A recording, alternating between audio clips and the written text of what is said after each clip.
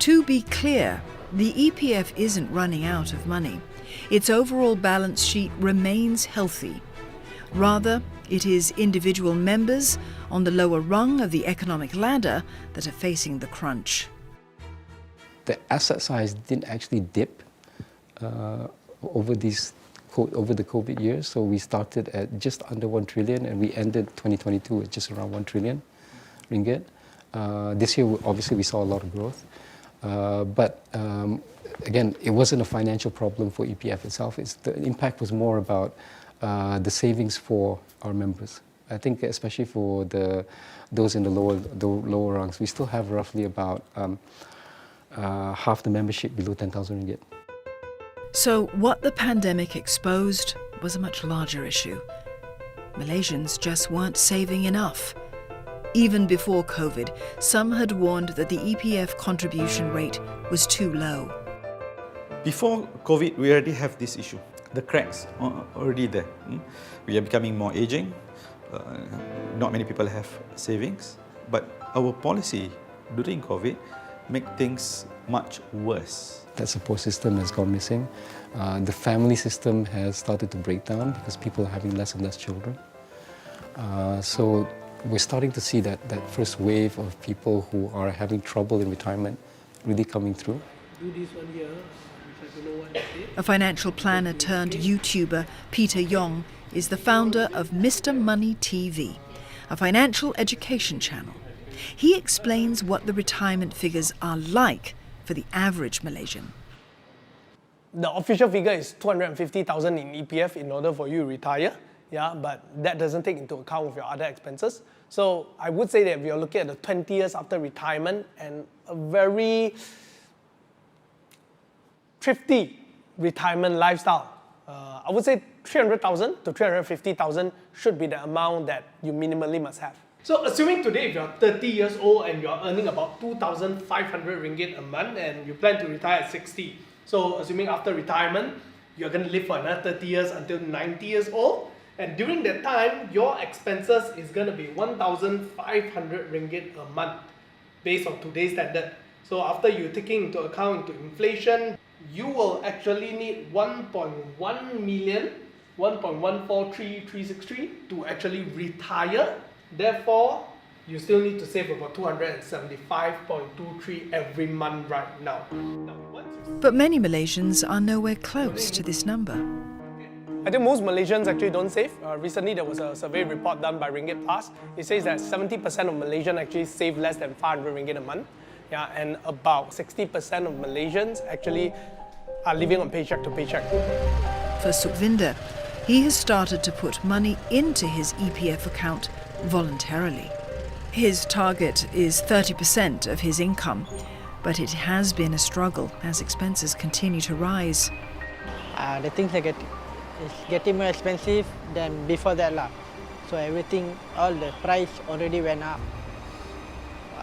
Food price, rental, expenses, oil. For now, we can afford, but in future we're not sure lah. We're not sure that we can afford. Is there a way to save the EPF?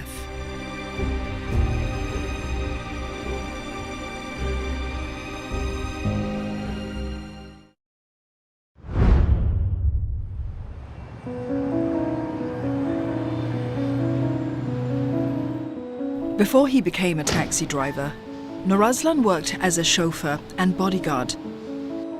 He made a comfortable living, bringing home 8,000 ringgit or $1,600 each month. But due to poor financial planning, he didn't squirrel much income away. Memang kesilapan saya lah. Saya fikir benda ni akan berpanjangan, tapi tak sangka macam ini jadinya kan. Jadi saya tak ada pilihan lain. Alhamdulillah keadaan saya sihat. Jadi whatever pun saya kena usahakan macam mana untuk pembesaran anak saya dan perbelanjaan harian. Tapi agak sukar, memang sukar sangatlah. Whatever itu tanggungjawab saya, jadi saya kena usahakan. It has been some months since Norazlan made his 6-day journey by foot to protest the freeze on EPF monies. Assalamualaikum sahabat. Saya akan bermula berjalan Daripada Tol Skudai sampai Istana Negara, insyaAllah. Dia sambung jalan lagi. Other than a few blisters, he gained little else. The government didn't acquiesce to another round of EPF withdrawal, citing the improving economic conditions. I think it's a big no. Unemployment rate is at the lowest now compared to during pandemic. It's now hovering at about 3-ish%, which I think is really not extremely difficult for you to find a job.